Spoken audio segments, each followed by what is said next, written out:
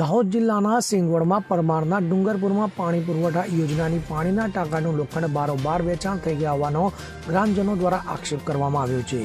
Contractor દ્વારા પાણીના ટાંકાનું સરકારી લોખંડ બારોબાર સગેવગે કરતા હોવાનું જાણ થતાં ગ્રામજનો દ્વારા પીછો પણ કરવામાં આવ્યો હતો. ત્યારે પાણી પુરવઠાની ટાંકી માટે આવેલ લોખંડના સળિયા ગાડીમાં ભરી અન્ય જગ્યાએ લઈ જતા હોવાના ગ્રામજનોને જાણ થતાં પીછો કરાયો હતો. ત્યારે આ લોખંડ પાણી પુરવઠાની ટાંકી માટે હોવ્યું હોય તો અન્ય જગ્યાએ શા માટે લઈ જવામાં આવી તેવા અનેક સવાલો ગ્રામજનોમાં ઉઠવા પામ્યા છે. તો ટાંકીની લોખંડના સળિયા અન્ય જગ્યાએ લઈ જવાયા તો પાણીના ટાંકીની ગુણવત્તા સામે પણ અનેક સવાલો ઉભા થવા પામ્યા છે. ત્યારે શું સરકારી તંત્ર આ અંગે અજાણ છે કે પછી આંખ આડા કાન રાખી રહી છે, તે પણ એક મોટો પ્રશ્ન છે. તો આ સમગ્ર મામલે તાત્કાલિક ધોરણે તંત્ર દ્વારા તપાસ હાથ ધરાય તેવી ગ્રામજનોની માંગ ઉઠવા પામી છે.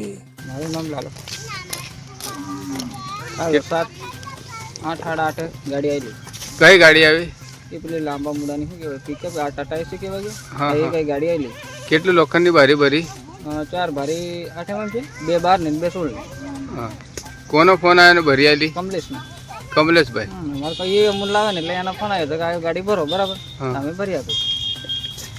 કઈ જગ્યા પર લઈ જવાનું તમને ખબર? સમજેલી એમ કે સાઈડ પેલી સાઈડ પર લઈ જવાની છે. ત્યાં બીમ હમણાં ખોલવાનું ચાલુ છે ને, સેન્ડિંગ વાળા ત્યાં લોખંડ નાખવાનું, કોલમ બાંધવાના છે અને બીમ ઉપરનું સરિયાનું લોખંડ. આ માલ તો ખરેખર બાંડીબારમાં ખાલી થયો ના, એ ખબર નહીં. હું સાહેબ હમણાં અહીંયાથી ભરી આલી અમને એ ખબર નહીં, અમે કામ કરવા આવ્યા.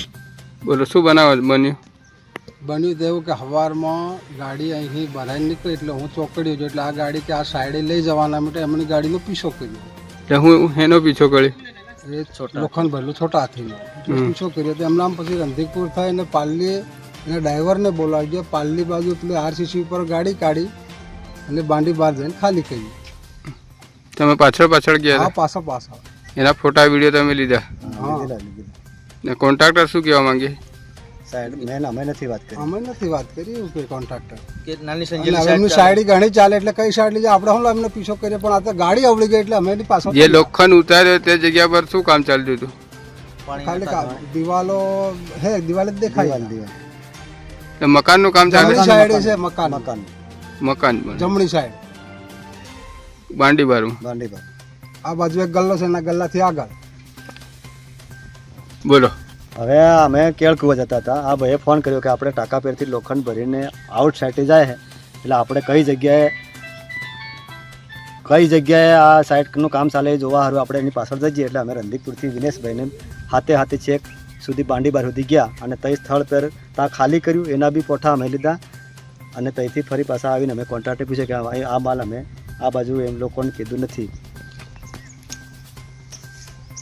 આપનું નામ? પરમાર રમેશભાઈ સુરસિંહભાઈ.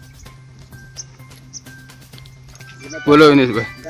હા, મારું નામ સંગાડા વિનેશભાઈ જ્યોતિભાઈ, ગામ પરમાના ડુંગરપુર, સંગાડા ફળિયું. આ પાણીના ટાંકાનું કામ ચાલુ છે. તો અમે વડવીપળા જતા હતા તો રસ્તામાં કલસિંહભાઈએ ફોન કર્યો કે આપણા ટાંકાથી લોખંડ ભરાય અને જાય છે રસ્તામાં. તો અમે પાછળ ગયા તો બાંડીબાર ત્યાં ખાલી કરી અને ફોટા અને વિડીયો પડ્યા છે. આ બાબતે કોન્ટ્રાક્ટરને કઈ જાણ કરી? તો કોન્ટ્રાક્ટરને ફોન કર્યો તો એ લોકો એવું કહેવા માંગે કે નાની સંજેલી સાઈડ અમારે ચાલુ છે, ત્યાં ખાલી કરવા કીધું છે.